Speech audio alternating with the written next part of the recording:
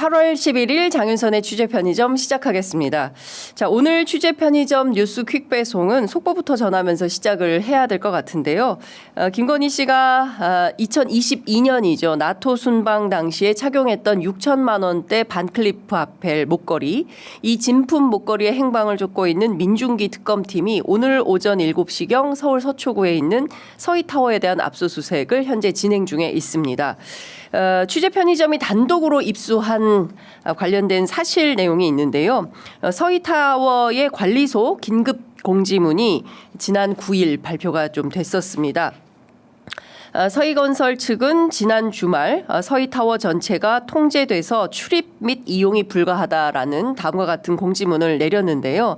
사실상 지난 주말 사이에 서희건설이 입주해 있는 서희타워는 아예 들어갈 수도 나올 수도 없는 그야말로 봉쇄 그 자체의 상태였다라고 말씀을 좀 드릴 수 있을 것 같습니다. 전체 지하 6층 그리고 지상 20층 엄청나게 큰 건물인데요. 양재역 주변에서 아마 제일 큰 건물이 아닐까라는 생각이 좀 들 정도로 굉장히 큰 건물인데, 서희건설 측은 이 건물을 모두 지난 주말 사이에 약 이틀간 봉쇄한 가운데 무슨 일을 했을까요? 관련해서 증거인멸 아니고서 해석이 불가한 거 아니냐라는 법조계 관계자들의 해석이 나오고 있습니다.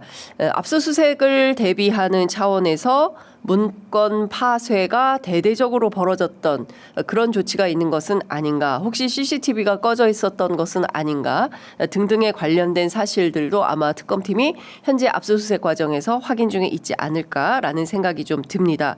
서희타워 측이 이 문을 개방하기로 한 것은 오늘 오전 6시 30분인데요. 앞서 설명드린 대로 특검팀이 오전 7시경 기자들에게 문자 내용을 배포한 바에 따르면 아마도 오늘 오전 6시 30분 문이 열리자마자 특검팀이 압수수색에 착수한 것이 아닌가라는 생각을 하게 됩니다.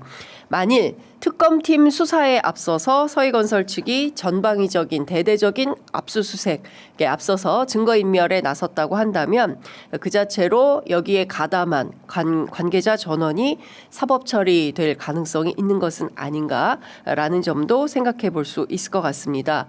자, 중요한 것은 특검팀이 이미 김건희 씨가 22년 스페인 나토 순방 때 착용했던 반클리프 아펠의 스노우플레이크 펜던트 목걸이라고 하죠. 이 목걸이의 구매자 명단을 이미 확보했다라는 것이고요. 이 관련된 이 모델은 국내에 극소량만 판매가 돼서 일부 언론은 단 한 점이 팔렸다라는 얘기도 있고요. 일부 언론에서는 몇 점이 팔렸다라는 것도 있는데, 이 관련된 사실관계를 구체적으로 확인을 해주지 않기 때문에 진술로만 이런 보도가 나오는 것 같습니다. 중요한 것은 소수의 인원이 구매했다라고 한다면 누가 언제 어느 백화점에서 어떤 경로로 확인한 것인지, 비용은 어떻게 치렀는지 이 관련된 내용을 금방 확인할 수 있기 때문에 특검 수사에 그렇게 어려움이 있는 것은 아니다라는 점을 말씀드릴 수 있을 것 같습니다. 중요한 포인트는 왜 누가 김건희 씨에게 이 내용의 목걸이를 전달한 것일까 하는 점이 아닌가 싶은데요. 관련해서 특검팀은 서희건설 이봉관 회장의 맞사위인 박성근 서울고검 검사에 주목을 하고 있는 것 같습니다. 이 박성근 서울고검 검사, 전직 검사인데요. 지금은 변호사로 활동하고 있죠. 이 박성근 전 서울고검 검사가 22년 6월 국무총리 비서실장으로 영전된 이 사실에도 주목을 하고 있는 것 같습니다. 경우에 따라서 이 영전용 선물로 목걸이가 건네진 것은 아닌가 하는 의심을 갖는 것 같은데요.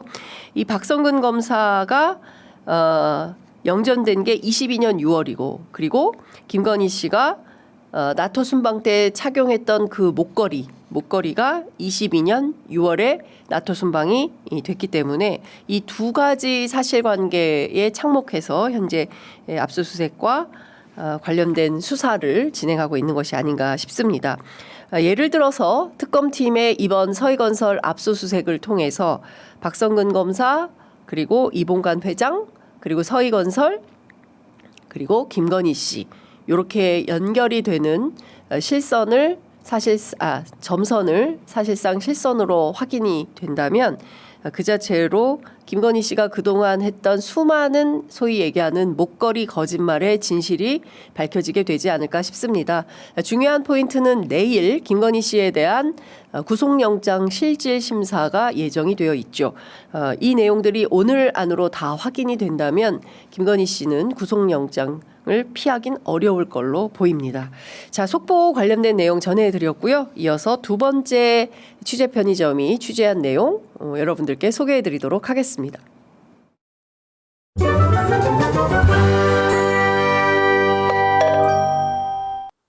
네, 김건희 국정농단 사건을 현재 수사 중인 민중기 특검팀이 오늘 김건희 특검 관련된 수사와 사실관계 내용들이 상당히 많이 있습니다. 뉴스가 많이 쏟아지고 있는데요. 지난주에 두 번이나 내란숙의 윤석열 피고인에 대한 서울구치소 안에 체포영장 집행을 시도했으나 결국 무산되고 말았습니다.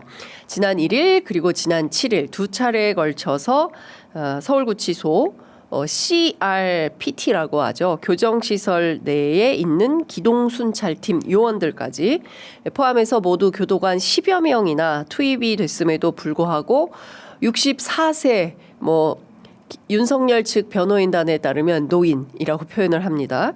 64세 남성 한 명을 체포하지 못한 것은 납득되지 않는다. 이 안에 무슨 여러 가지 의문점들이 있는 거 아니야? 라는 식의 문제 제기가 나오고 있는데요. 관련해서 제가 오늘은 서울구치소장 김현우의 조직적 방해 의혹이 있는 것은 아닌가. 물론 관련해서 정성호 법무부 장관은 꼭 그런 것은 아니다라는 입장을 어제 저녁에 페이스북에 올리기도 했는데요. 관련된 내용을 조금 더 한 걸음 더 들어가서 구체적으로 살펴보려고 합니다. 앞서 정성호 법무부 장관은 지난 7일 내란숙의 윤석열에 대한 체포영장이 집행되기 전날 장관 명의로 별도의 지시를 내렸습니다. 서울구치소와 교도관들은 특검팀의 체포영장 집행에 협조하라라는 내용이지요. 그럼에도 불구하고 장관이 지시까지 내렸음에도 불구하고 이 영장이 제대로 집행되지 않은 데는 여러 가지 문제가 있었던 거 아니냐라는 제기가 되고 있습니다. 첫 번째, 특검팀이 너무 물은 거 아닌가? 예. 왜냐하면 수갑을 뒤로 채우고 경우에 따라서는 족갑, 이성윤 전 중앙지검장이자 더불어민주당 국회의원은 수갑으로 안 되면 족갑이라도 채우고 포승줄로 묶어서 담요를 씌워서 데리고 나오면 된다. 이제 이런 얘기를 하고 있는데 족갑은 차치한다 하더라도 수갑을 뒤로, 그러니까 앞쪽으로 하면은 난동을 부릴 수 있기 때문에 뒤쪽으로 수갑을 채워서 양쪽에서 잡으면 사실상 집행을 하는데 그렇게 큰 문제는 없다라는 얘기를 전직 검사들은 하고 있습니다. 그럼에도 불구하고 이게 왜 안 된 것이냐? 이해할 수 없다. 이런 비판이 나오고 있죠. 뿐만 아니라 더불어민주당 3대 특검 종합대응 특위는 지난달 31일 서울구치소로 직접 찾아가서 왜 체포영장이 제대로 집행이 되지 않느냐. 그리고 덥다고 계속 그러는데 그게 실제 특혜를 받고 있는 거 아니냐. 에어컨 같은 거를 틀어놓고 실제로 굉장히 많은 양의 변호인 접견을 하면서 일반 재소자들과 비교할 수 없을 만큼의 소위 황제 수용 상태 아니냐라는 비판을 한 바 있지요. 관련해서 당시 김현우 서울구치소장이 이런 얘기를 하고 있습니다. 전직 대통령이라서 예우한 것이 아니라 교도관이 물리력을 행사할 법적 요건에 해당하지 않는다라는 것입니다. 그리고 계속 교도관들이 설득을 하고 있지만 본인이 완강하게 거부를 하고 있기 때문에 이 집행이 어려운 것이다 라고 주장을 하고 있는데요. 이 얘기를 듣다 보면 김현우 서울구치소장 또한 법꾸라지 아닌가라는 생각을 하게 됩니다. 우선 관련된 영상이 준비되어 있는데요. 그 영상을 먼저 함께 보시겠습니다. 본인이 완강하게 거부를 할 경우에 저희들이 끝까지 이렇게 시간이 임박할 때까지라도 계속 이렇게 설득을 합니다.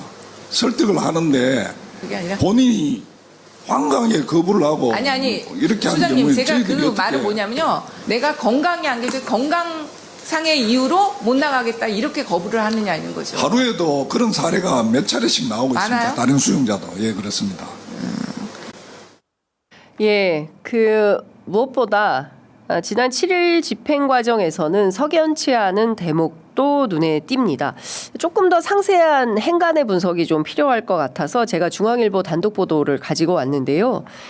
당일 오전 8시경 윤석열 전 대통령 측의 김홍일, 배보윤, 송진호 변호사와 특검 측이 사랑방 괄호하고 휴게 공간에서 마주쳤고 특검 측과 교도관들이 윤 전 대통령 측에 얘기 좀 하자고 요청을 했으며 윤 전 대통령이 변호사를 불러주면 가겠다고 해서 별도의 건물인 출정 과장실로 이동하는 과정에서 특검 측이 당시 주차돼 있던 차에 윤석열 내란숙의 피고인을 태우려고 하다가 뭐 의자가 엉덩방아를 찢게 되고 뭐 손이 꺾여서 팔을 제발 좀 놔달라라고 얘기를 했다는 것입니다. 우선 제가 취재를 해봤습니다. 이 사랑방 휴게 공간에 법률가 법조인들이 일종의 이제 그 변호인이죠. 그 재소자들의 변호인들이 들어올 수 있는 것이냐라고 물어봤는데요. 실제로 그렇지 않다고 합니다. 대체로 서울구치소의 그 평일 접견 가능 변호인 접견 가능 시간은 평일 오전 9시부터 오전 11시 50분 그리고 평일 오후 1시 30분부터 오후 5시 50분까지로 제한되어 있습니다. 그런데 어떻게 해서 당일 오전 8시경 변호인 접견 가능 이외의 시간에 구치소 안 그것도 사랑방 휴게 공간에 들어와 있을 수 있었을까요? 관련해서 제가 몇몇 변호사들에게 물어보니까 이것은 구치소 측에 특별한 배려가 있지 않는 한 불가능한 조처다라고 얘기를 합니다. 대체로 오전 9시면 예를 들어서 9시 앞두고 뭐 8시 50분 또는 8시 30분 뭐 이 정도 경우에 따라서 멀리서 왔을 경우에 한 7시 반, 7시경에 도착해 있으면 이 접견 대기실에 그 교정 공무원들 출근도 안에 있다고 합니다. 그러니까 아무도 없대요. 그렇기 때문에 아무도 없는 공간에서 그냥 기다리는 것이지 오전 8시에 이를테면 변호인 접견이 시작되기 1시간 전에 미리 사랑방 또는 혹은 휴게 공간에 변호인이 들어가 있다는 것은 상상하기 어렵다라고 하는 것입니다. 그러니까 이것은 김현우 서울구치소장과 그리고 윤석열 측의 변호인단 간의 모종의 어떤 그 조치들이 있지 않고서야 어떻게 안에 들어갈 수 있겠냐라는 것이죠. 그리고 출정 과장실도 마찬가지입니다. 이 출정 과장실은 어떤 거냐면 이 재소자들이 재판받으러 출정 나가지 않습니까? 그리고 검사들로부터 조사받으러 검사 조사실로 출정 나가지 않습니까? 요럴 때 당신 나갔다가 언제 들어오고 뭐 요런 이 업무들 사무를 처리하는 그 공간인데요. 이 출정 과장실도 사실은 윤석열 측의 변호인단이 들어갈 수 없는 곳이죠. 그런데 이곳에 어떻게 들어가 있는 거냐. 물론 미리 알고 와 있었던 변호인단과 그리고 특검팀이 현재 상황에서 맞부닥치면서 차에 이를테면은 이거를 김계리 변호사는 납치다. 윤석열 측의 변호인단에서는 사실상 특검팀의 납치가 벌어졌다. 이렇게 주장하고 있기도 한데요. 관련해서 실제 이게 어떻게 가능했었는지에 대해서는 오늘 오전 11시 더불어민주당 3대 특검 TF죠. 직접 서울구치소에 방문해서 관련된 내용을 문의한다고 하니까요. 이 사실관계도 반드시 좀 물어봐서 어떻게 된 것인지 김현우 소장의 특별한 조치 혹은 배려가 있었기 때문에 구체적인 변호인 접견 시간 이전에 교도소 안으로 휴게공간 안으로 들어가서 있었던 것은 아닌지 관련된 내용을 좀 확인해 봐야 된다라는 말씀을 좀 드릴 수밖에 없습니다. 또 하나는 김현우 구치소장은 이렇게 얘기합니다. 본인은 법률에 따라서 아무런 문제 없이 관리 중이고 실제로 이것은 특별하게 법률적으로 위배되는 것은 없다 이렇게 강변하고 있는데요. 김현우 소장이 언제 취임했는가 봤더니 지난 2월 3일입니다. 그 직전에 있었던 곳은 서울구치소인데요. 관련된 의혹은 국회 법사위 더불어민주당 김용민 의원이 제기한 바 있습니다. 관련된 영상 함께 보시겠습니다. 저희가 아무리 좋게 보려고 해도 공교롭게 서울구치소장이 보니까 김현우라는 분이에요. 이분의 특성 때문에 이런 건 아닐까 싶은데 이분이 올 2월 달에 서울구치소장으로 간 것 같습니다. 근데 그 전에 어디 있었냐? 보니까 수원구치소장으로 있었고, 수원구치소장 시절에 무슨 일을 했었냐면, 우리 법사위에서 이화영 부지사와 관련된 연어술 파티를 청문회를 하면서 출정 기록을 제출해라 하니까 그 출정 기록을 제출하지 않았던 사람입니다. 다시 말해서 국회에서 국회 증감법에 따라서 출정 기록을 제출하라고 하는 것을 무시하면서 법률을 위반했고, 그 위반한 것이 결과적으로 내란 속의 윤석열이 볼 때 예뻐 보였는지 올 2월 달에 대통령 탄핵 파면 선고가 되기 전에 인사를 한 것이죠. 네, 김용민 의원이 제기하고자 하는 핵심은 이런 것 같습니다. 구속영장 발부에 의하여 적법하게 구금된 피의자가 피의자 신문을 위한 출석 요구에 응하지 아니하면서 수사기관 조사실에 출석을 거부한다면 수사기관은 그 구속영장의 효력에 의하여 피의자를 조사실로 부인할 수 있다고 보아야 한다. 이것은 지난 2013년 7월 1일자로 대법원 일종의 이제 결정문인 것인데요. 관련된 내용을 보면 이런 거죠. 구속된 피의자가 조사실에 가서 검사의 조사를 받는 과정에서 묵비권을 행사하는 것은 그럴 수 있다. 다만 아예 조사받으러 출정하는 것조차를 거부하는 것은 문제가 있다라는 대법원 판례를 인용해서 설명을 하고 있는 것입니다. 또 하나 제가 제기하고 싶은 것은 수원구치소 재직 시 연어술 파티 청문회 하면서 출정 기록 자체를 제출하지 아니했던 이 버티기 했던 이유가 뭐냐. 중요한 것은 내란 속의 윤석열 직무정지 이후에 인사가 난 것이기는 하지만 지난 2월 3일이니까요. 인사가 난 것이긴 합니다만 당시에 무수히 문제 제기가 됐던 소위 얘기하는 윤 측의 알박기 인사 상당히 크게 논란이 되지 않았습니까? 그때 당시 알박기 인사의 일환으로 김현우 당시 수원구치소장을 윤석열의 구속에 대비해서 서울구치소장으로 내정해둔 인사조치 해둔 것은 아니냐라는 의혹도 가능한 것입니다. 관련해서 김용민 의원의 문제제기는 이런 겁니다. 서울구치소장인 김현우 소장은 사실상 보훈성 인사 아니냐 이런 의혹을 제기하고 있는데요. 관련해서 더 기막힌 점을 찾았습니다. 극우 보수 유튜버죠. 성창경 TV에서 김현우 소장의 이런 행태를 지지 응원하고 있습니다. 관련 영상 함께 보시겠습니다. 자, 이게 어렵다. 전직 대통령이다. 라는 점을 내세워서 거부를 한 겁니다. 사실상, 자, 특검의 거부를 윤석열 대통령은 당연히 하는 걸로 보이고, 그래서 구인이라고 하는 것 자체가 강제로 끌고 오는 거니까, 그래서 서울구치소에서, 자, 여기 김현우 소장이 거부를 했다. 이렇게 봅니다. 자, 서울구치소장은 정말, 합리적인, 그러면서도 소신 있는 발언을, 소신 있는 처신을 했다는 겁니다. 네. 이른바 윤석열 측에서 그동안 함께 해왔던 무수한 사람들이 특검팀의 수사가 시작되자 전부 진술을 바꾸면서 이른바 윤석열에게 배신을 하고 있는데 그래도 김현우 서울구치소장은 버티고 있다. 그래서 제목이 뭐냐면요. 윤석열의 구인 특검 지시 거부한 서울구치소장의 용기 이렇게 되어 있습니다. 극우보수 유튜브로부터 칭찬을 받는 김현우 서울구치소장의 인사 문제를 어떻게 하는 것이 좋을까요? 관련해서 국회 법사위 또는 법무부 차원에서도 인사조치를 위한 여러 방편을 국리 중에 있는 것으로 전해지고 있습니다. 중요한 포인트는 김현우 소장의 위법 사유가 구체적으로 드러나야 전보 또는 징계 조치가 가능하다고 하는데요.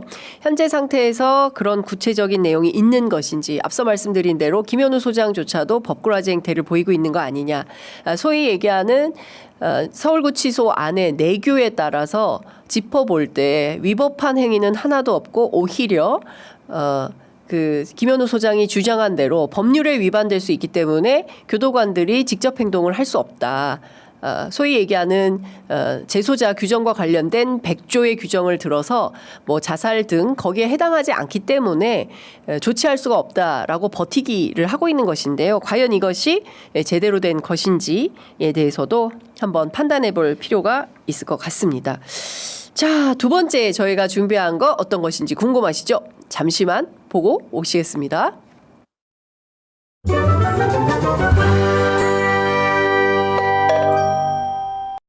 변호인들을 강제로 끌어내려고 하다가 그대로 두고 윤 전 대통령에 대한 불법 집행을 시작하였습니다. 특검팀은 구치소 직원에게 윤 전 대통령의 양팔을 팔짱 끼는 방법으로 잡고 끌어내서 차량에 탑승시킬 것을 지시하였다고 합니다. CRPT 직원에게 이를 지시하였다고 합니다. CRPT 직원은 구치소에서 비상 상황이 발생을 하면 이를 진압하는 직원을 말합니다. 윤 전 대통령이 체포영장 집행에 대해서 이를 제기하자 윤 전 대통령에게 잡범 다루듯이 조용히 하세요 라고 지속적으로 수차례 얘기했다고 합니다. 변호인단은 지난번 집행과 오늘 있었던 불법 집행에 대해서 CCTV와 바디캠에 대한 정보 공개 청구를 하여둔 상태입니다. 제가 이런 유튜브를 하는 이유는 언론에서는 이런 얘기들을 조각내서 하기 때문에 사실관계 전체를 알리기 어렵습니다.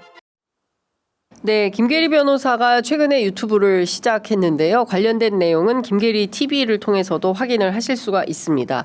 핵심은 CCTV와 바디캠을 공개하자라는 것입니다. 정보공개 청구 이미 했다고 하니까요. 정보공개 청구를 했다는 것은 윤석열 본인도 동의했다라는 것에 반증 아니겠습니까?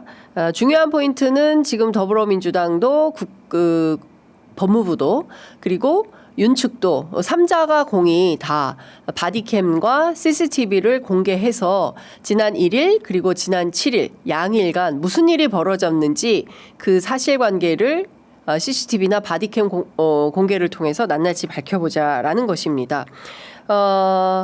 실제 저희들이 취재를 통해서 확인한 바에 따르면 지난 1일 그 소위 얘기하는 속옷 난동으로 알려진 바로 그날이죠. 그날 수의를 입고 있다가 특검팀이 당도하자 수의를 벗고 바닥에 드러누운 채 완강하게 거부했다라는 게 특검팀의 주장인 것이고, 반대로 윤 측은 너무 더워서 벗고 있었다. 그런데 특검팀이 와서 같이 체포를 하려고 했었다. 그래서 거부했다. 이런 이 양측의 입장이 엇갈리고 있는 것입니다. 이제 관련된 사실관계는 CCTV를 공개하면 다 확인을 할 수 있겠지요. 저는 다 떠나서 이 윤석열 측의 주장에 따르면 마치 상당히 인권 침해를 당하고 있다라는 주장을 하고 있는 것인데요. 과연 그러한 것인지에 대해서는 구치소에 있는 의무관을 통해서도 의무과장이죠. 의무과장을 통해서도 확인이 됐듯이 그날 의자 7일입니다. 의자에서 주저앉고 팔이 꺾이고 이런 등등 했지만 조사를 받지 못할 정도로 건강 상태가 나쁘지 않다. 건강 상태는 양호하다라는 사실관계를 확인해 준 거 아니겠습니까? 그럼에도 불구하고 끊임없이 인권 침해 논란으로 가져가려고 하는 것은 핵심은 정치 투쟁이 본질에 있다라는 것입니다. 지지자들을 자극해서 우리 대통령께서 이런 지경까지 이르렀대. 이렇게까지 교도소 안에서 처우가 엉망진창이래 라는 정서적 공감을 통해서 소위 얘기하는 윤 어게인의 어떤 그런 정치적 흐름과 분위기를 확산시키려고 하는 노력 아니겠습니까? 김계리 변호사가 특검팀의 체포영장 집행 과정 전 과정이 불법이다 이런 주장을 하고 있는데요. 관련해서 이런 주장합니다. 당시 체포팀이 윤 전 대통령을 향해 조용히 하세요라며 잡범 다루듯이 대하는 발언을 수차례 했다. 그런데 체포영장 과정에서 완강히 버티고 거부하고 이러면 그래서 소리 지르고 그랬을 거 아니겠습니까? 그러니까 당연히 조용히 하세요. 왜냐하면 다른 재소자들에게도 영향을 줄 수 있지 않습니까? 그러니까 조용히 하세요라고 한 것인데 이 조용히 하세요라는 것 자체가 잡범 다루듯이 대했다.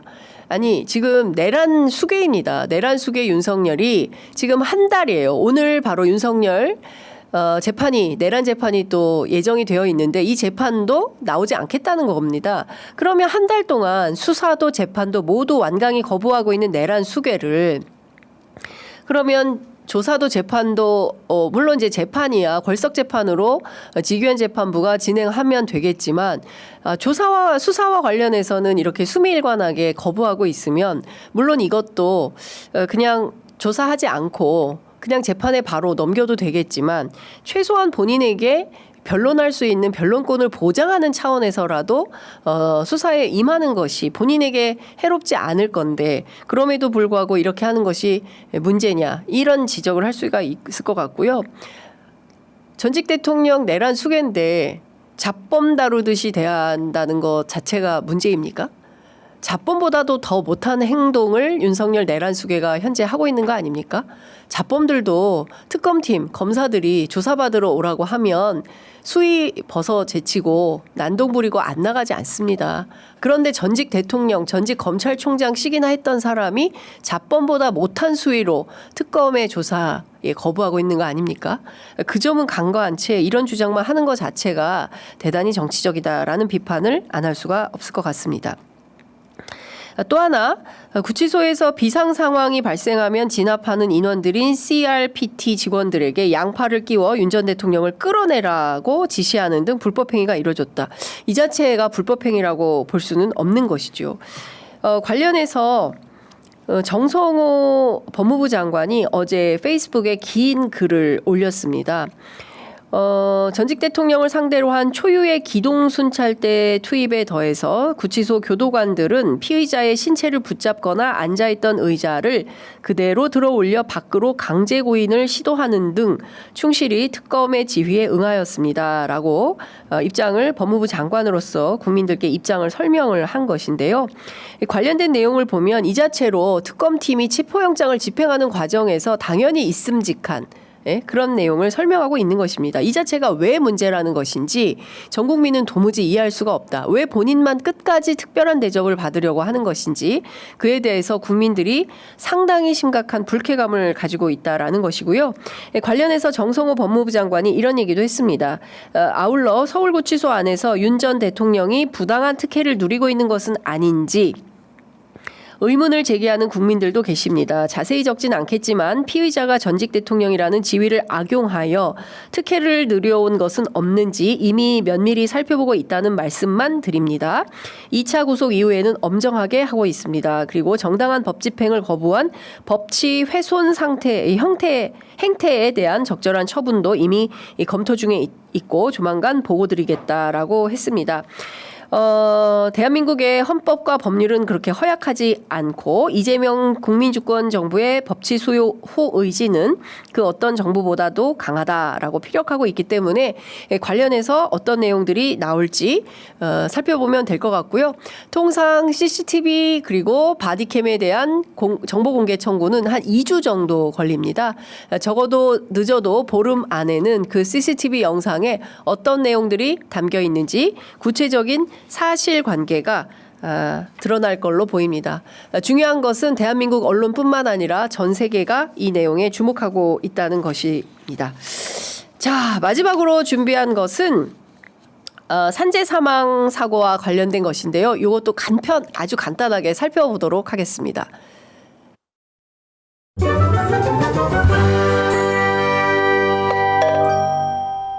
어제 경기도 의정부의 한 신축 아파트 공사 현장에서 안정망 철거 작업을 하던 50대 노동자가 추락해 사망하는 안타까운 사고가 발생했습니다. 이에 휴가에서 복귀한 이재명 대통령이 다음과 같은 지시를 하였습니다. 앞으로 모든 산재 사망 사고는 최대한 빠른 속도로 대통령에게 직보하라고 지시하였습니다. 국정상황실을 통해 공유, 전파하는 현 체계는 유지하되 대통령에게 좀 더 빠르게 보고하는 체계를 갖추라는 겁니다. 또한 노동부에는 산재 사고 방지를 위한 사전 사후 조치 내용과 현재까지 조치한 내용을 화요일 국무회의에 보고할 것을 지시했습니다. 네, 지난 9일 토요일 이례적인 대통령실 브리핑이 있었습니다. 사실 토요일은 기자들이 쉬는 날입니다. 유일하게 보니까요 신문 위주로 돌아가더라고요. 그러니까 신문이 일요일 나오지 않지 않습니까? 발행되지 않기 때문에 토요일은 대체로 브리핑이 없고 기자들이 쉬고 일요일은 월요일 신문이 나오기 때문에 대체로 기자들이 반으로 나뉘어서 출근을 합니다. 대체로 이제 일요일은 기자들이 전체 출근을 해서 통상 일요일은 브리핑이 있지만 토요일은 브리핑이 없는데 토요일 날 브리핑을 했어요. 바로 이재명 대통령이 휴가에서 복귀한 첫날이기도 했는데요. 복귀하자마자 제일 먼저 챙긴 것은 바로 산재 사망 사고 사건이었습니다. 의정부시 신곡동에 있던 DL건설. DL건설이 뭐지? 대림건설입니다. 이편한 세상 여러분들 아시죠? 이편한 세상이라는 브랜드 아파트를 만들고 있는 대림건설이 DL건설로 명칭이 바뀌었습니다. 이 DL건설의 산재 사망 사고는 2023년에도 있었습니다. 똑같은 추락사였는데요. 비슷한 사고가 왜 이렇게 반복되는 걸까요? 포스코 ENC 마찬가지 아닙니까? 그리고 SPC 빵 알죠? 파리바게트 마찬가지입니다. 이런 문제들에 대해서 대통령이 직접 좀 더 빠르게 보고하는 체계를 갖추라고 직접 지시에 나선 것입니다. 제가 별도 라인으로 취재를 해보니까 의정부 신곡동 추락사고로 사망한 50대 노동자는 건설노조 조합원도 아니었습니다. 건설노조 조합원 조합비가 월 5만 원이라고 합니다. 이게 버거웠을 수도 있겠죠. 왜냐하면 본청 노동자가 아니라 DL건설 하청 노동자였어요. 조합원 신분이 아니기 때문에 건설노조 차원에서도 언론에 보도된 것 이상으로 확인할 수 없다, 아는 바 없다라는 게 건설노조 입장이었는데요. 이 자체로도 저는 조금 많이 당황했습니다. 어쨌든 지금 대통령까지 나서서 산재 사망 사고 구체적으로 챙기고 있음에도 불구하고 현장의 노동자가 끊임없이 이런 하루에 한 명씩 이렇게 노동자가 죽어나간다고 한다면 회사에 밥 벌어 먹고 살려고 출근했던 노동자가 대통령이 관심을 가져도 끊임없이 퇴근하지 못하는 사태가 빚어진다. 이것이 안전을 담보로 한 그런 대한민국이라고 할 수 있겠습니까? 예, 한번 살펴보면 좋을 것 같다고 생각해서 뉴스 퀵배송에서 준비했습니다. 곧 다음 코너로 이어가도록 하겠습니다.